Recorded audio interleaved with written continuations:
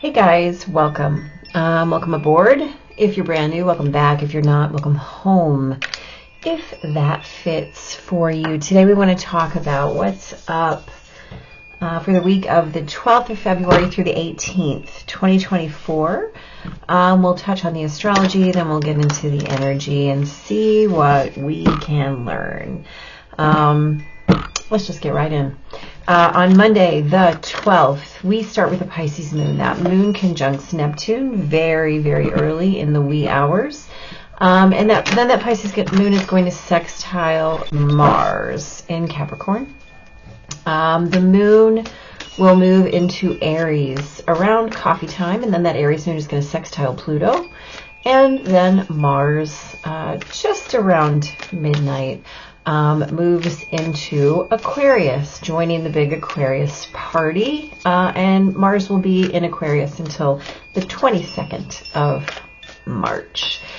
So this Monday is a day of very dynamic energy. And by that I mean changeable, right? So we kind of start off in this dreamy sort of minding the dream time beginning, and see if you can't revel in that kind of early morning blurriness, if you can, right? It doesn't last a long time, and it really gives way to, let's call it a newly impassioned self, as the day builds, right? And these are seismic shifts, tectonic shifts, right? Stirrings. You may feel called to expand your dreams, right? And allow them to kind of encompass the totality, the wholeness of what lies beyond yourself, right? And we're really talking about this Aquarian energy in terms of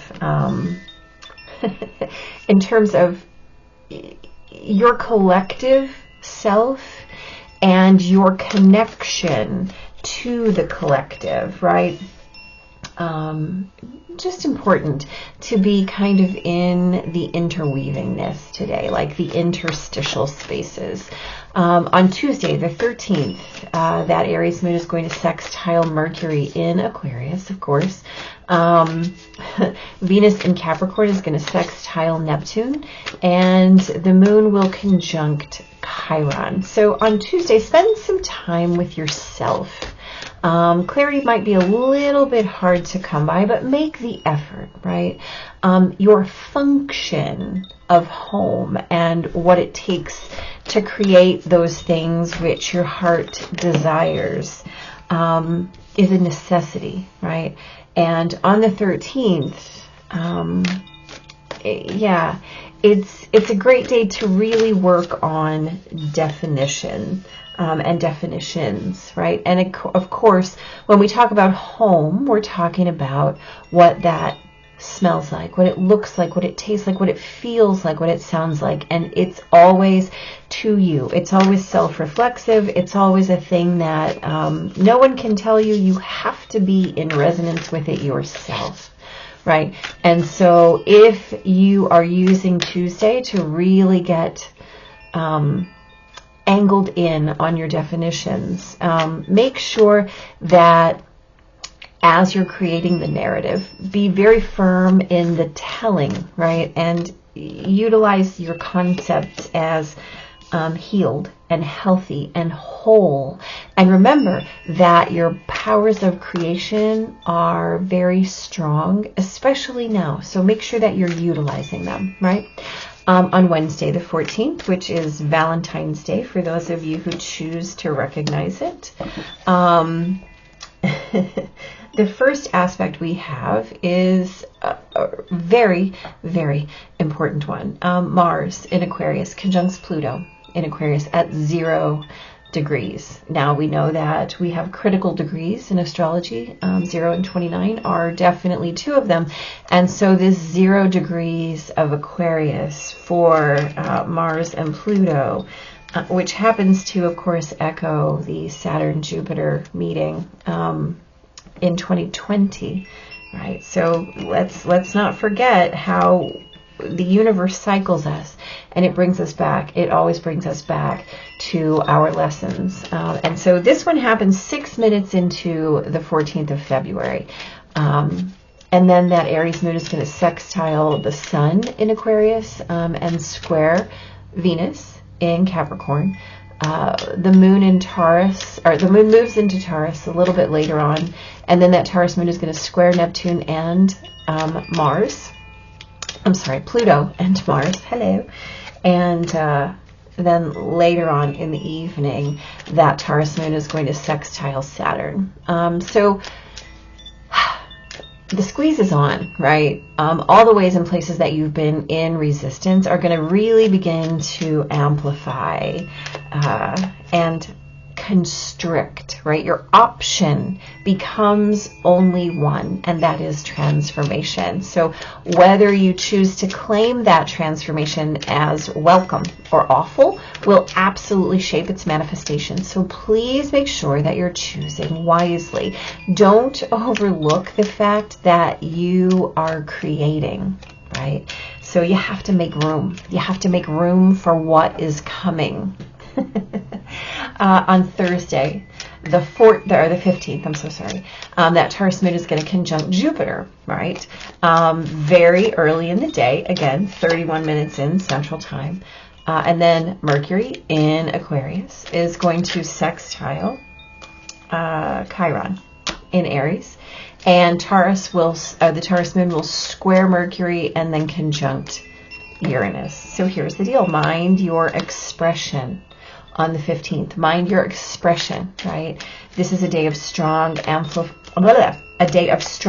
amplifications and very, very powerful languaging. There are some wide chasms for potential change, right? So keep your heart and your soul and your mind's eye very open and very available to new in the new experience, in the new truth, right? In your new creation of self, new identity. All of these things absolutely matter, right? And be mindful that you need only to come back to your story and to your truth. It's not your job and it's not your mission to convince or influence anyone else toward your story or away from theirs, right? It's not.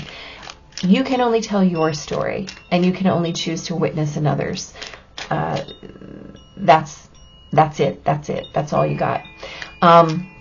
Just be mindful, right? On Friday, the 16th, that Taurus moon is going to sextile Neptune and square the Aquarius sun. And at 10:05 Central Time, Venus will move into the Aquarius party also.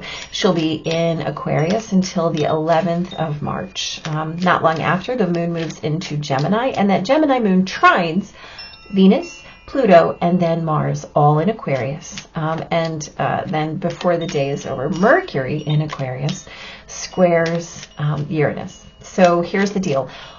On Friday, you are being asked to ditch any tradition that does not agree with your vibration or your sensibility. So if it feels like you're in purge mode on every level and through every dimension, go ahead and say, yeah, let's figure that out, right? Be in action. Claim your freedom and revere your independence, right? Your expression is the outwardly visible witnessing of your own reclamation. So make sure that what you're claiming is really something that you want to not only exist as, but also be witnessed as, right? On Saturday the 17th, Venus will conjunct Pluto. How exciting. And then that Gemini moon is going to square Saturn and sextile Chiron. So expect kind of a deep-rooted, exploratory sort of day. So, and it also is a very intimately connected day, right? And so whether that intimacy increase is with yourself or with an other, be sure that you're coming at it with real authenticity, right? The depth of your willingness to bring truth is exactly the depth at which you'll be met. So make sure that you're holding nothing back. And that way you get everything in return, right? And lose any kind of sense of reciprocity, like I'm doing this because, or I'm doing this for, or I'm doing this so that, and just show up, right? Just show up without expectation, without strings, without attachments. Just show up. And again, whether that's for yourself or for an other, doesn't really matter. Just make sure that that's what you're doing. On Sunday, yeah, the 18th, I like that. On Sunday the 18th, the Gemini moon will trine Mercury and square Neptune and trine the sun. And in the evening, the moon will move into Cancer and the sun moves into Pisces. Welcome Pisces season, right? And then that Cancer moon is going to quincunx Pluto just before the day turns. So our air-dominated energies are going to begin to kind of personalize and deepen in the self and in the heart. So the key is to stay open and to stay very engaged and resist any impulses to close off or close down. So Pluto is again batting cleanup, right? Everyone has lapped Pluto in the motion of the cosmos. So be present to what comes in, right? Note the significance of what is resurrecting and what you're being asked to resurrect. Note the significance of where you feel compelled to not only show reverence, but to also become reverential, right? So this is a big week, guys, right? We have Mars and Pluto conjunct at that 0 degree of Aquarius, right? And so this is, right, the god of action and the god of the underworld. So this is about how we're motivated to elevate, right? How we're motivated to put our actions into service, right? This is a big, oh, hello. This is a big week. And so the way that we're paying attention to ourselves and our place in the cosmos, in the collective, as our own sovereign being is very important, right? Let's get on it here. So on Monday, we have the Nine of Cups and the Six of Swords. Beautiful. So we talked about how we want to really witness the shift in energy, right? From that kind of reveling energy into that expansiveness, right? And so how are you moving away from the things that don't feel so in alignment, that don't feel so supportive, that don't feel so, let's call it driven, right? How can you move away from that to something that is fully self-supporting, fully self-contenting, self-satisfying, right? And again, witnessing the way that you're being asked to move toward what encompasses the wholeness of that which lies beyond yourself, right? Once you have completed your self-mastery on any given level, you can then put that into action for the rest of the collective, right? So who are you and what are you going to do with that energy? What are you going to do with that information? Those are good questions to ask, right? On Tuesday, the 13th, we have the Tower and the Eight of Wands, right? So this is a beautiful lead-in energy to Wednesday's Mars-Pluto conjunction. And depending on where you're listening, this might come in on the day of that Pluto-Mars conjunction. So, you know, just take it for what it's worth. So on Tuesday specifically, we talked about spending time with yourself and really working with clarity and making sure that the story that you're telling, the new story, right? This is the Tower. How am I going to move forward? Well, guess what? I'm going to use my powers of creation and I'm going to conjure the narrative of healthy, of healed, of whole, right? And I'm going to include the entire collective in my narrative, right? Or I'm going to witness how that narrative of mine plays out into the collective, right? and make sure that I'm just using those powers of creation in service, right? As a springboard, not just for my heart's desires, but to create that sense of home for myself, and then watch it as it trickles out into the collective, right? Trickle down doesn't work, but trickle out, yes, it does. On the 14th, we have the Devil and the Three of Swords. Okay, we talked about this as that day of the Mars-Pluto conjunction, right? The moon moves into Taurus, and the squeeze is on the way, right? We only have one option left, and that is transformation, right? We're going to choose how we witness that. Are we going to witness it as a heartbreak, as an attachment, as something that keeps us stuck, stagnant, or stationary? Well, guess what? Don't overlook the fact that you are the one doing the creating. And the way that you choose, you can use these swords as weapons against yourself. Certainly. You can tell stories about betrayal and loss and sadness and heartache and heartbreak and all of those things. But you can also utilize those swords to cut your attachments to those traumatic events in your life, to those points of pain. You can choose to use these swords, right, that allow you to move through and to allow you to transition into something better. You certainly can use those to check yourself, to dissolve and detach yourself from things that have kept you stuck. Once you learn the lesson, right? Once you learn the lesson. And so what gets shaken up for release gets to be released, if that makes sense to you, right? Pluto brings things to the surface. Pluto Mars asks you to take action on those things that are brought to the surface. And the only option you have when it's Pluto is transformation, is release, is renewal, is to choose again and choose again and choose again. Remembering that you're the one telling the story. Remember that you're the one telling the story. On the 15th, we have the Moon and the Two of Wands. What a beautiful card to follow the Devil and the Three of Swords, right? This is the day that we're talking about minding your expression, strong amplifications of powerful languaging, and really big potential to change. Making sure that we're keeping our focus on what's available to us, right?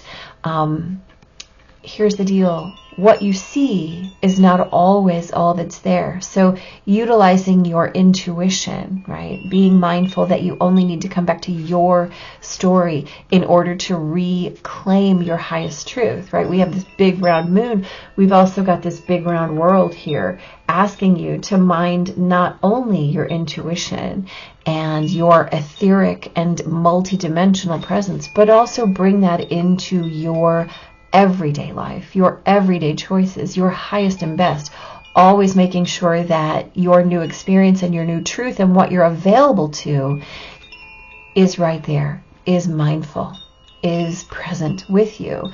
And make sure that you're feeling it, not just leaning in, but also making a conscious effort, right, to bring the unconscious into the conscious, right? And guess what? That's where we become our fate.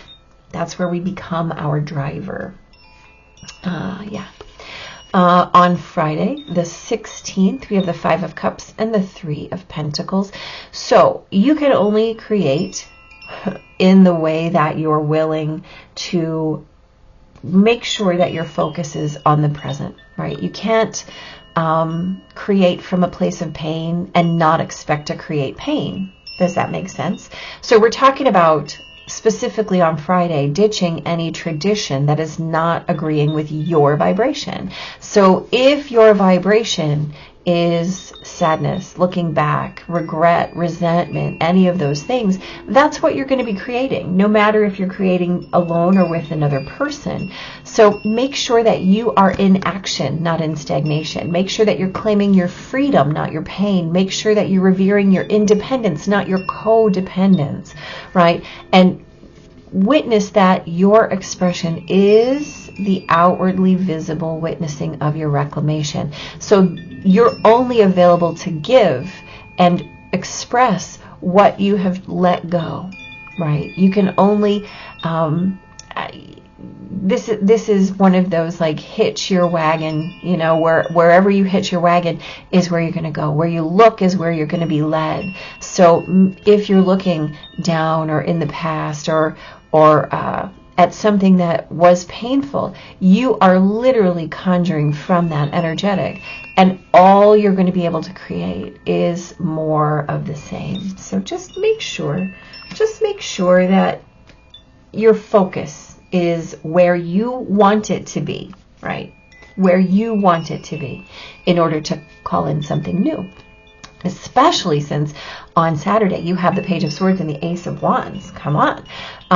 So Saturday, the 17th, we've got that Venus-Pluto conjunction, right? Looking at deep exploration, looking at finding new ways to create intimacy. And here's the deal. We have the Page of Swords. This is an offering. And the Ace of Wands is a bigger offering, right? This is that super impassioned, deep level of authenticity, getting all my nonsense out of the way, allowing my ideas to step aside, and instead coming in line with who I am, right? So that I can create from authenticity, so that I can show up and lose my sense of reciprocity, right? And just become and be exactly who I am, without my ideas, without my preconceived notions, without the things that perhaps I allow to stand in my way.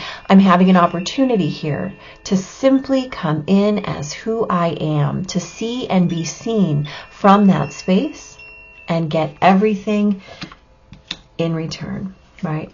On Sunday, you've got Temperance and the Fool. So beautiful as we move through these air-dominated energies and really begin to come into a space of personal experience, of open and engaged experience, of really resisting all of our impulses to close off, to close down, right? This is how am I going to synthesize my past experience? How am I going to make sense of what has been in light of where I want to go? Well, guess what? All we're going to do is move in faith, right? Faith is going to allow for that resurrection space. Faith is going to allow for that reverent space. Faith is going to allow us to move forward in our highest and best. And there's absolutely no better way to do that than to just release any attachments that we have created, to release our hold on any stories that we have been telling or retelling or investing in, right? And so as these ideas begin to move into the heart space, that is Pisces season, we're going to be asked to move again on faith, right? This Fool card doesn't allow for thinking. It doesn't allow for the concept of an idea to be in the way of passion. Only we can do that, right? So we have, again, intentional. And I can only say, as we have these big conjunctions, right? Mars and Pluto at 0 degrees Aquarius, right? The god of action and the underworld come together at 0 degrees Aquarius to say, what is your purpose? You've done this work. Now, what are you going to do with the self that you are, right? And as Venus comes together with Neptune, right? Blurring the lines where you are creating your sense of home. As Mars comes together with Pluto, removing the blockages that are in the path to your freedom, your independence, your highest change and transformation, right? As it bleeds out into the collective, it's one thing for you to be your highest actuated self. It's another thing for you to put that into action, not just to serve yourself, but also witnessing that whatever you do for yourself is going to create a ripple in the collective. And here's the deal. The most important lesson of this Pluto in Aquarius season is that the change has to come from inside, right? We can't burn it down. We can't burn it down. It has to come from within every single one of us. Otherwise, we just have a bunch of broken eggs. So making sure that you're moving intentionally is super, super important. You know, Venus moves into Aquarius and we get to widen our viewfinder. We get to include more of the experience of the collective, but also remembering that we are the thing that is doing the creating. We are the consciousness that is seeding the collective, right? We're creating that too. And as Venus walks up to Pluto, we have to remember that that intimacy starts with intimacy with ourselves, and the more or less that we can do for ourselves, we have to tell that highest story all the time, right? And so we get this move card. Move. As Mars conjuncts Pluto, we get move, right? What does that card say to us? Well, the keywords are act, direct, master, discipline, focus, and effort, right? Now is the time to be proactive regarding matters of the heart. If you're looking for a relationship, take the initiative to find one. Take advantage of the many ways to meet your soulmate. This card is about action, action, action. If your current relationship is not moving in the direction you wish, do whatever is required to shift the direction. You're the master of your own destiny, and that includes your relationships. Don't wait for others to make the first move or set the tone. Take charge. Creating and sustaining good relationships requires discipline. It's not enough to be in a relationship. You must invest as well. Be present and focus on the relationship. Give every relationship the opportunity and time that it needs to grow and flourish. Now is the time to focus on your needs and the needs of your partner. Make the effort to maintain healthy boundaries for yourself. And to respect the healthy boundaries of others. While rewarding relationships require effort, there must be balanced effort from both partners. Perhaps it's time to examine your relationships. Are both partners putting forth equal effort to make the relationship work?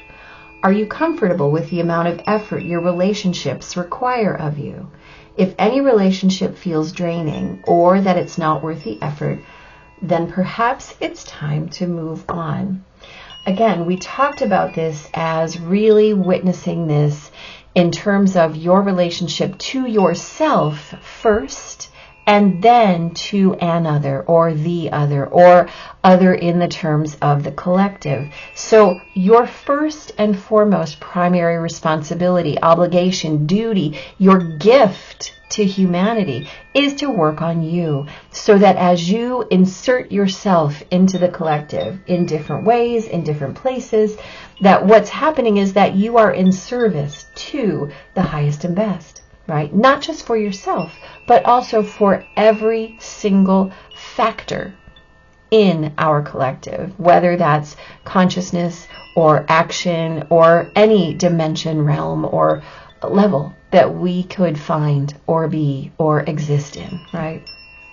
It's a big week, guys. There's a lot of available energy for you. The key is to stay open, right? Stay in it, not pull back, not lean away, not distract yourself, not detract from what's being asked of you, and to keep coming at it with the space of healthy, healed, whole. This is my highest and best. I'm going to show up and respond. I'm going to choose every single time, right? I'm going to choose my self-sufficiency. I'm going to choose to dismantle the things that are no longer serving me, right? And I'm going to do that by finding the place where I agree with that and working there, releasing my attachments, changing my story so that I'm available for something bigger, so that I'm available for something more.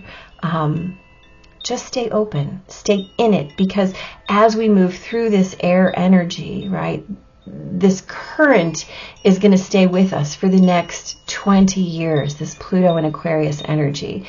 what we do underneath it is really what's going to take us where we need to go, right? That's going to tell the truest story of our own fate, right? Chiron also conjuncts and opposes the nodes at this point in time, at this point in history, asking us to use all of our gifts and create and shape our new destiny. So we have a lot of power available. What we do with it is up to each and every one of us. So tell your highest story. Let it be that way, right? All right, guys. Big blessings. See you next week. Take care.